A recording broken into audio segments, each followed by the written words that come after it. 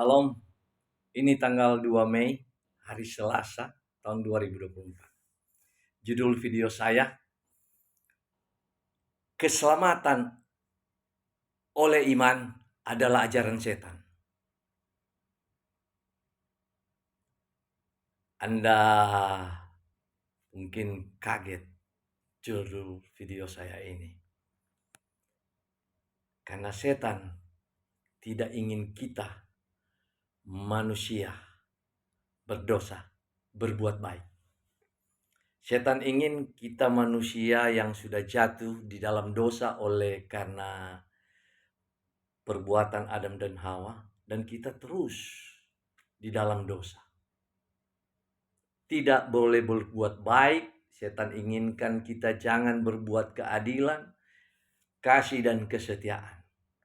Makanya setan tanamkan ajaran yang muncul belakangan bahwa kita diselamatkan hanya oleh iman dan bukan hasil perbuatan kita. Jadi ibarat kita malas hanya dengan beriman, punya visi tapi tidak punya misi. Itu ajaran setan.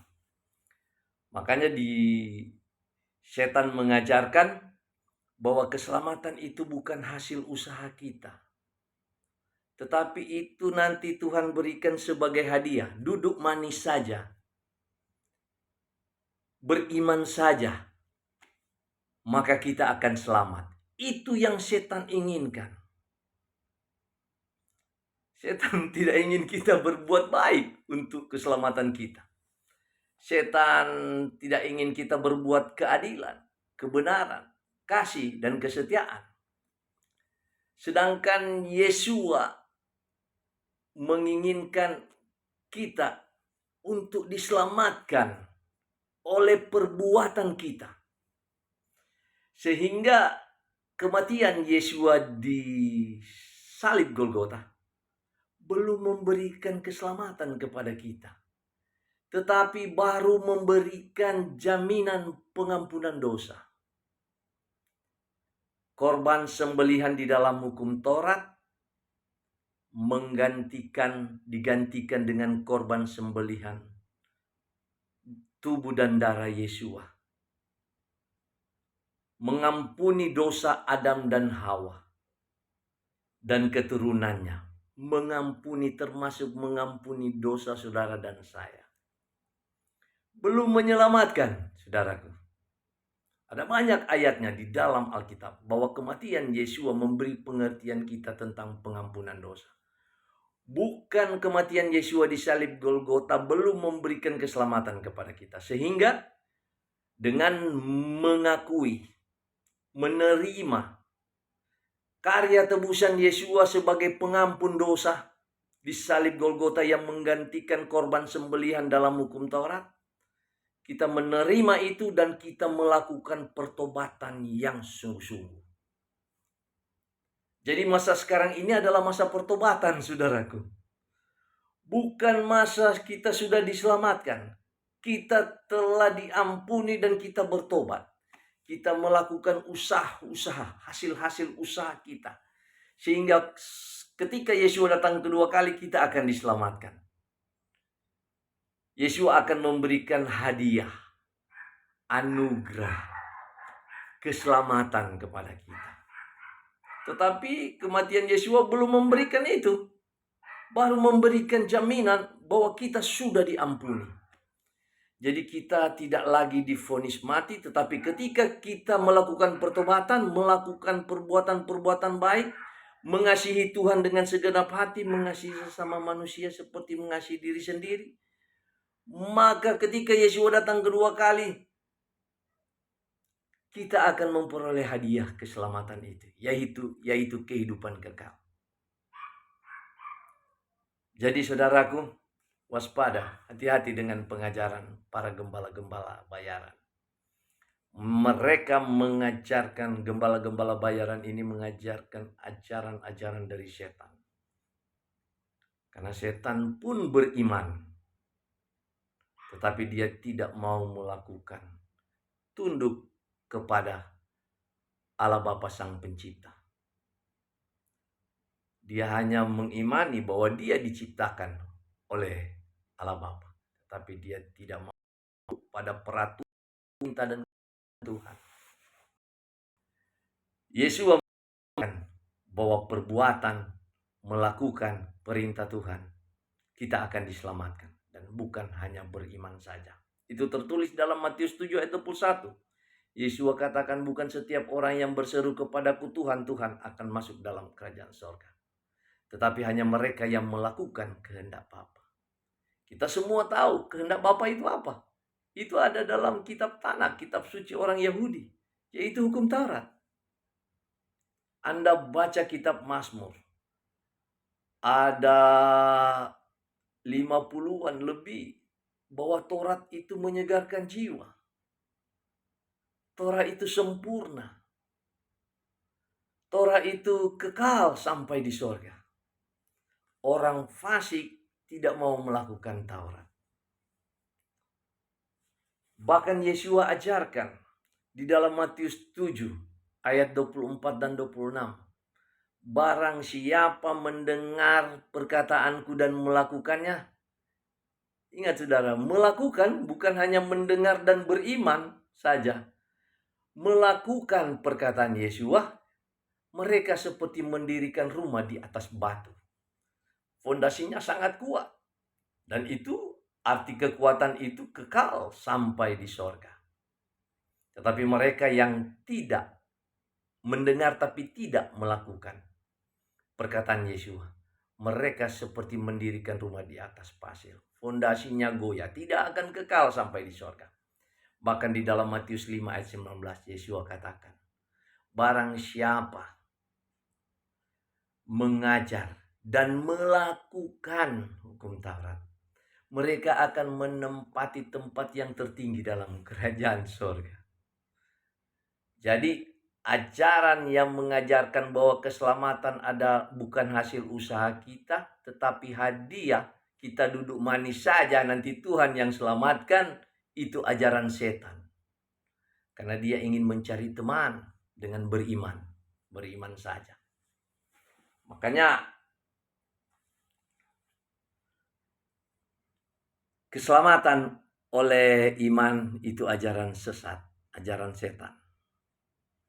Yakobus 2 ayat 21 dan 24. Yakobus ini kalau kita lihat, kita pelajari, dia adalah saudaranya Yesua.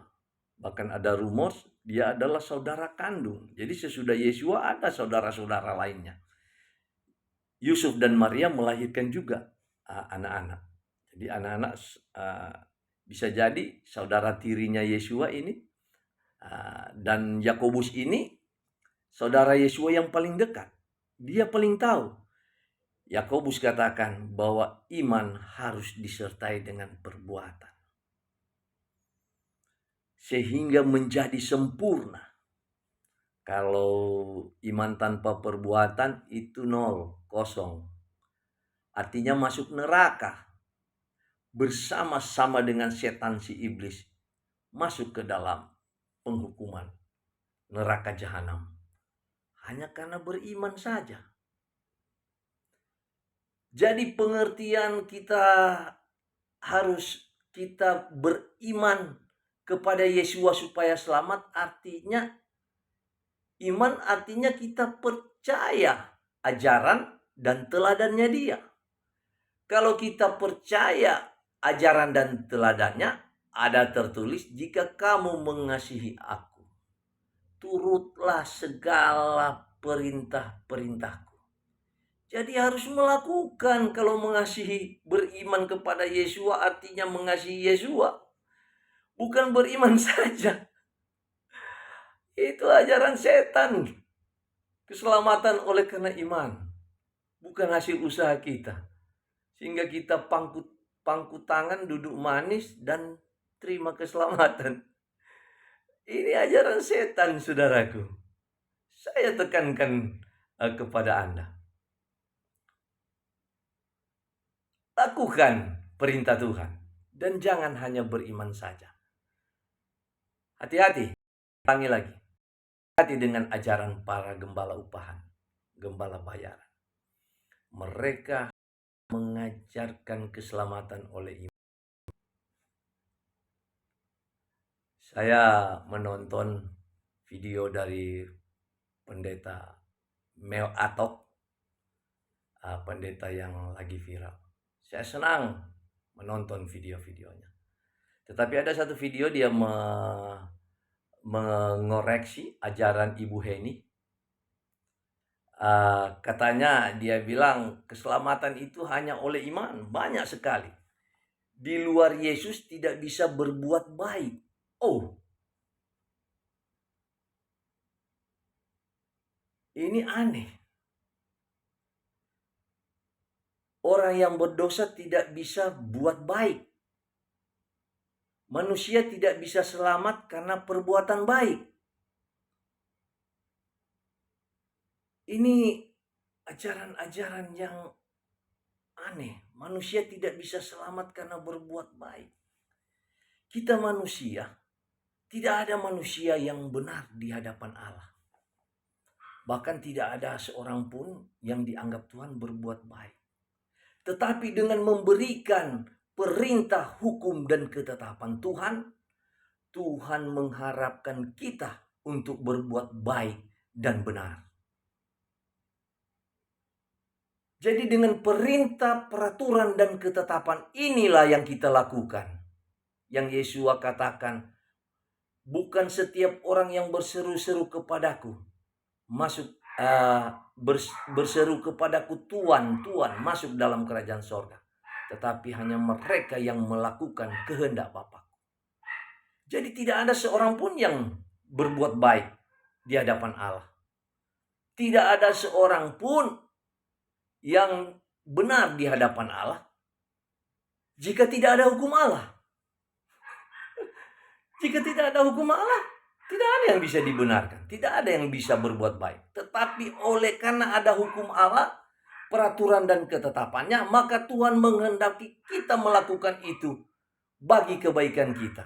Dan kita akan dipandang baik dan benar di hadapan Allah. Saya kasih contoh. Sakaria adalah imam Lewi yang taat melakukan hukum Torah sebagai imam. Dan dikatakan di dalam Lukas 1 ayat 6, Sakaria hidup tidak bercacat di hadapan Allah. Mengapa Sakaria tidak bercacat? Karena ada peraturan, ada hukum yang diberikan oleh Tuhan dan dia tidak melanggarnya. Maka dia dipandang benar, baik di hadapan Allah. Tapi kalau tidak ada hukum, ya kita tidak akan dipandang benar di hadapan Allah. Tidak akan dipandang baik.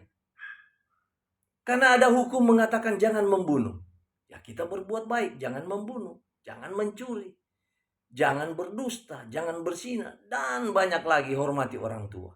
Karena kita tahu ada aturan itu, kita berbuat itu, maka kita dipandang benar dan baik di hadapan Tuhan. Coba, andaikan tidak ada hukum itu.